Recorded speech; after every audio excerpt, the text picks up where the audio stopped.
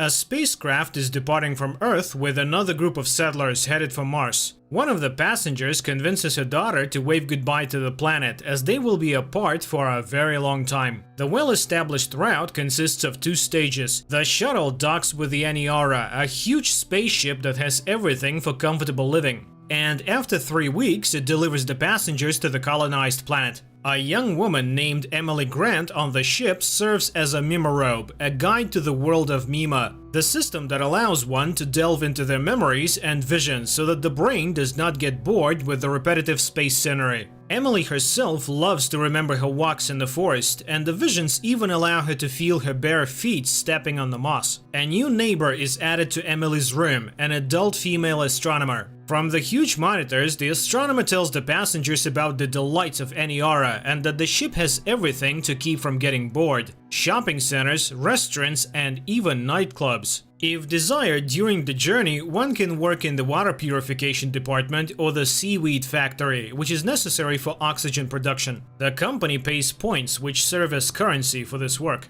Emily gathers another group for Mima sessions. In the visualization room, there is silence as the Mimorobe lays people down on the floor, face down on a special pillow, and launches the system. The glowing screen shimmers with different colors, not showing any pictures. But if the Mimorobe needs to know the visions of a specific visitor, she uses a special remote control. Suddenly, an emergency situation occurs on the ship, and the whole group slides to the corner of the room. The passengers exit their cabins in panic to find out what happened. They gather in a large hall where the captain is supposed to make a live broadcast. After gathering his strength, the man makes an announcement. There has been a system failure on the Aniara, and the ship has lost all fuel and drifted off course. The crew believes that it's not a big deal, and that by using the gravity of celestial bodies, they will be able to return to Earth. However, the journey will now take a little over 2 years, instead of the promised 3 weeks. The outraged passengers disagree with this plan, worrying about their plans, without even realizing what lies ahead. Austerity measures are introduced on the ship, but the crew realizes that the supplies will not be enough in any case. At best, there is only enough food for a couple of months. One of the crew members suggests growing algae more actively, which will help them survive. The first 3 weeks of confinement in space pass. The people still don't lose their optimism, but they're already starting to get bored. The Mima becomes the most popular hole, as everyone wants to see more than just the infinite universe outside the window, and Emily can't handle it, so she asks the captain for help.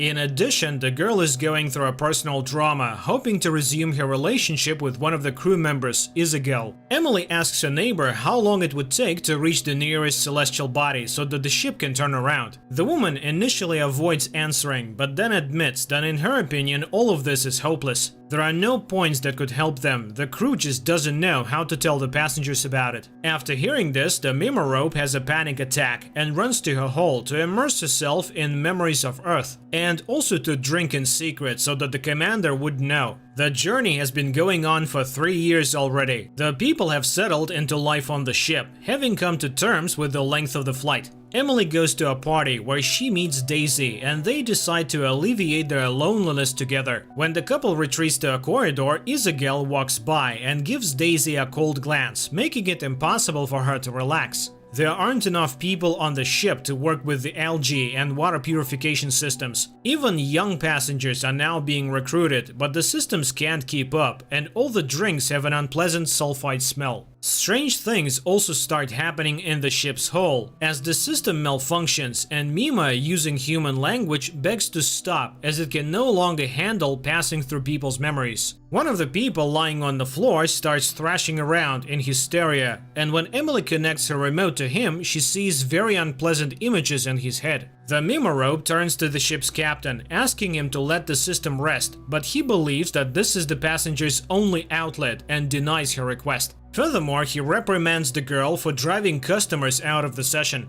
During the next session, Mima repeats its words, and at some point the laser screen begins to crumble, finally stopping the system's operation. The customers are dissatisfied and blame the Mimorobe entirely. The people gather at the door to the hall to hold a memorial for Mima, and the management accuses Emily of what happened. They catch the girl and punish her severely, after which they imprison her along with Isabel, who tried to defend her friend before the management. On the ship, a series of nervous breakdowns with fatal consequences begins, and the commander has no choice but to release everyone who is under guard to take up workstations. Dead bodies are sent into open space, as the ship is not equipped to store them. Isabel is sent to work in the logistics department, and Emily returns to teaching, this time with the task of educating the children on board, focusing on space sciences that could help them with their return. During their time in confinement, the Mimorobe and Isabel developed a relationship, so they move in together once they're free. Communities and groups emerge on the ship, each praying in their own way for a return and rescue. At one of the gatherings of a cult-like group, they invite the girls, as Emily was associated with Mima. In a dark room, the friends first become witnesses and then participants in love games, after which Isabel becomes pregnant. The girl falls into depression, fearing that her indulgence will bring another hostage into the situation, but Emily supports her with all her might. She even plans to make a light screen that would replace the dark picture outside the window with earthly landscapes, but the captain forbids wasting resources on such foolishness. The couple has a healthy boy who grows very quickly, but Isabel can't shake the feeling that she shouldn't have done it. While bathing with her son in the pool, she almost commits a terrible act, but fortunately she's distracted by a message from the captain, who urgently invites his former assistant to a meeting. It becomes revealed that after 6 years of travel, a flying machine has finally been detected, and a meeting with it will take place in about a year. Isabel measures the approximate size of the object and understands that it is unlikely to be a rescue ship,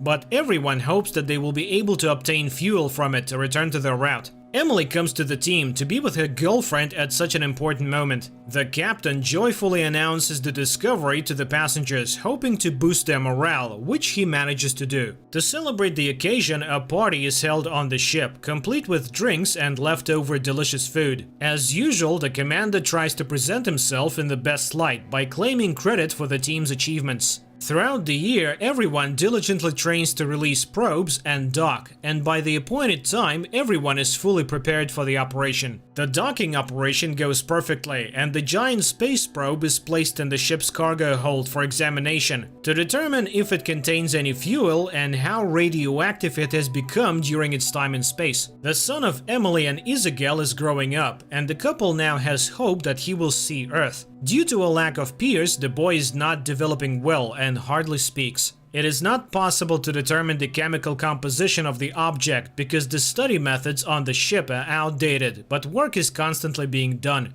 The captain declares that he does not consider it a mistake to give people hope, as it has brought stability to many. The roommate of Emily gets drunk at the bar and becomes too candid, causing panic to break out on the ship again. The captain takes notice of this and gets rid of the troublemaker at the first opportunity, even sending her body into open space, but allowing for a memorial service for Emily. After taking an exhilarating pill, Emily goes to the bar, where she meets Daisy and his friends again. The group has a fun time, but another accident occurs on the ship. An unknown object explodes and damages the equipment. Those who were working on the probe in the cargo hold at the time are lost forever. Upon inspection of the damage, the captain orders them to be disposed of, while saving any useful clothing. Meanwhile, the Mimorobe returns home and asks Isabel for forgiveness, and it seems that everything is returning to a peaceful state. However, during the conversation, Emily realizes that her friend has developed mental disorders. After putting her son to bed, Emily shares her achievements at work with Isabel. The two women have a nice chat, and Emily is not worried about anything. Wishing her friend a good night, Emily leaves to finally connect the light screen she has long dreamed of creating. Everything works perfectly, and the remaining passengers on the ship marvel at the earthly landscapes with waterfalls and forests outside the window.